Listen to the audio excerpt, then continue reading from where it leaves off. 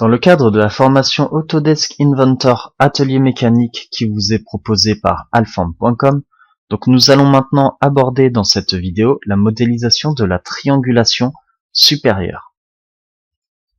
Donc la triangulation supérieure, c'est tout simplement la pièce qui fera la jonction entre votre châssis et la partie supérieure de votre roue. Donc on va passer directement sur le logiciel Inventor et on va créer une nouvelle pièce. Donc on va faire un standard IPT, créer. Là, dans ce standard IPT, vous allez faire créer une esquisse 2D et vous allez créer votre première esquisse, tout simplement, ce qui correspondra à la jonction au niveau de votre rotule, au niveau donc de votre roue. Donc là, on va créer une pièce toute simple. Donc on va créer une pièce en cercle. Voilà, et à savoir que notre rotule aura un diamètre de 18 mm. Donc on va créer ici 18 mm et on va faire une épaisseur de 10 environ. Alors on va mettre peut-être un peu moins, on va mettre 8 mm. Là vous faites terminer l'esquisse. Ensuite ici vous faites une extrusion de votre profil. Donc vous sélectionnez l'outil extrusion. Voilà. Vous sélectionnez votre profil, donc vous sélectionnez l'intérieur. Et vous allez faire une extrusion. Donc dans un sens à 5 mm et vous le faites du coup dans les deux parties. Donc là vous mettez plutôt 10 et vous validez. Et là on va créer ensuite donc des congés, mais ça on le fera une fois qu'on aura sélectionné l'autre partie. Là on va refaire une autre esquisse qui correspondra à notre triangulation. Donc votre triangulation, vous faites commencer une esquisse et vous vous mettez sur le plan de dessus. Voilà, comme ceci. Et là, on va créer le profil de notre triangulation. Donc on va créer des lignes. Donc une ligne qui viendra d'ici à là. Et ça sera totalement symétrique. Donc ce que l'on va faire, c'est qu'on va projeter l'esquisse. Donc on va projeter cette partie-là directement. Et là, on va faire des coïncidences. Donc on va mettre cote. Ici, coïncidence entre ce point et ce point. Voilà. Ensuite, on va créer un angle. Donc on va mettre une cote. Donc on va créer ici une autre ligne. Voilà, comme ceci. Ici, cette ligne, on la passe en ligne de construction. On va créer une cote, donc un angle entre ces deux parties, on va mettre 20 degrés. Et on va mettre une distance. Oups, on va revenir dans l'esquisse. Modifier l'esquisse, voilà. Et on va mettre une distance ici, donc une cote entre ces deux éléments à l'horizontale. On va mettre une cote de 280 mm. Là, on est d'accord. Et ce que nous allons faire, bien tout simplement, ça sera notre esquisse qui correspondra à notre profil. Donc ensuite, on va faire terminer l'esquisse. Voilà. On va créer un plan qui sera sur notre point, ici. Voilà, comme ceci. Et on va se mettre en esquisse sur ce plan. Sur ce plan, vous allez faire l'esquisse de votre profil de tube. Donc, cercle. Voilà. On va faire un cercle de 10 mm de diamètre sur l'extérieur. Et sur l'intérieur, on va faire 8 mm. On fait terminer l'esquisse. Et ensuite, on va créer un balayage de notre profil de cercle sur la trajectoire qui sera notre esquisse. Donc après, il faut resélectionner le contour comme ceci. Voilà. Et là, on va créer ça. Et au lieu de lui mettre une distance. Donc là, on va générer cette partie. Voilà. Et par contre, sur la trajectoire, ce que nous allons faire, donc là, on fait ça, et on va resélectionner l'esquisse de notre trajectoire. On va faire modifier l'esquisse. Et on va remodifier cette partie. Donc on va faire ajuster. Alors, par contre, on risque d'avoir un petit souci. Voilà, on va ajuster jusqu'à cette partie.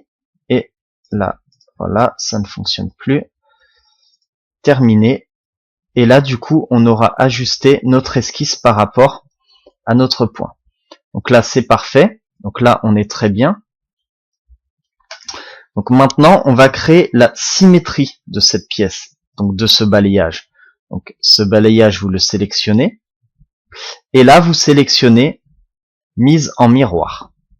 La mise en miroir, vous allez lui dire que c'est par rapport au plan YZ. Là, vous sélectionnez OK. Et il vous a créé donc le miroir.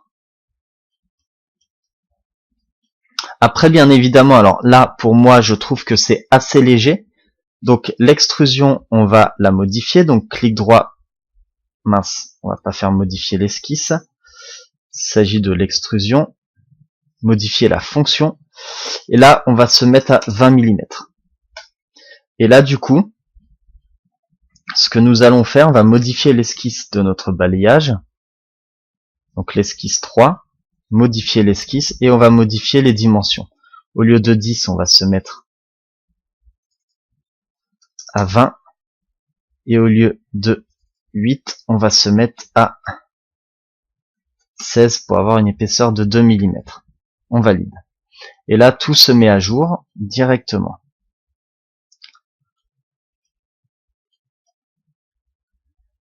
Voilà, c'est parfait. Après, sur votre double triangulation, ce que vous pouvez imaginer, c'est ici les supports pour votre châssis. Donc ça, on ne va pas les voir dans le cadre de cet atelier mécanique. Mais si vous voulez créer votre propre châssis, eh bien évidemment, sur cette partie, vous pouvez remettre également des rotules comme on le fait ici, des supports de rotules, de façon à pouvoir les fixer directement sur votre châssis. Mais nous, dans cet atelier mécanique, on verra uniquement la partie double triangulation avec l'assemblage sur l'intégralité de notre roue, avec les étriers, etc., qui seront importés en fichier natif, donc en step, sur votre assemblage sous Inventor. Donc après, si vous voulez créer, bien évidemment, un autre profil ici qui correspondrait à un renfort, vous pouvez le faire. Nous, dans le cadre de cet atelier, on n'en aura pas réellement besoin. Donc là, ici, ce que l'on va faire, c'est on va ajuster pour avoir un style visuel correct. Et pour ceci, bien évidemment, on va changer, on va retourner dans cette esquisse et on va modifier. Alors, au lieu de 16, ici, on va se mettre à 14. 14 et ici on va se mettre à 18. Voilà, de façon à pouvoir obtenir des congés sur ces parties. Alors là, ici et ici, on va faire un congé à 1 mm. Donc rayon 1 mm, comme ceci. Et là, sur les contours, alors par contre, il risque de ne pas vouloir me le faire. On va voir tout ça.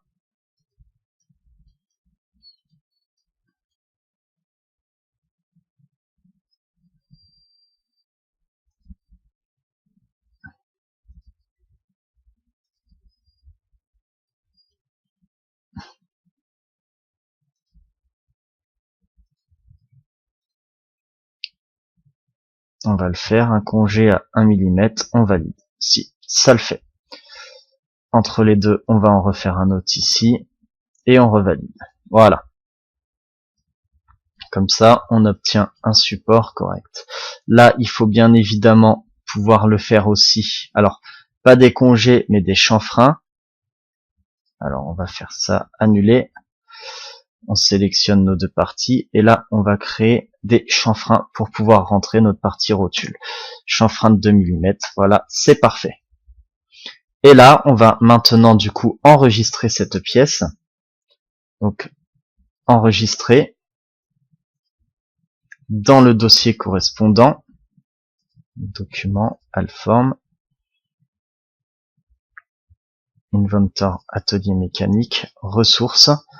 Et là, on va l'appeler triangulation